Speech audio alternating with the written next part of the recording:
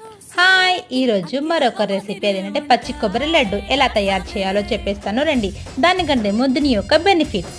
మన స్కిన్ అనేది చాలా స్మూత్గా ఉంటుంది, హెయిర్ కూడా బాగుంటుంది. ఇంకోటి ఏంటంటే తమిళనాడు వాళ్ళు చాలా వరకు మన పచ్చి కొబ్బరిని వాడతారు ఆయిల్గా, కానీ వాళ్ళు చాలా వరకు పచ్చి కొబ్బరి పాలు కూడా తీసుకుంటారు.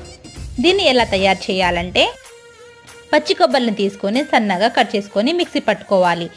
బాగా మెత్తగా పట్టిన తర్వాత మనం ఇంకొక బాణీలో నెయ్యి వేసుకొని పచ్చి కొబ్బరిని బాగా వేయించాలి. చిన్న మంట మీద వేయించాలి, పచ్చి వాసన పోయేటట్టు చూసుకోవాలి. అందులోనే ఇంకొక బాణీ తీసుకొని బెల్లం అనేది పాకం పట్టాలి. ఎలా అంటే బెల్లం పాకం కొంచెం ముదురుగా వచ్చేటట్టు చూసుకోవాలి.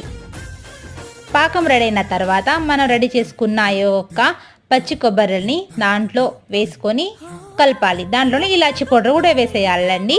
అంతే. ఆ తర్వాత కొంచెం వేడి మీద ఉన్నప్పుడు లడ్డు కట్టుకోవడమే. ఈ రెసిపీ మీకు నచ్చితే like, share, subscribe. Thank you for watching.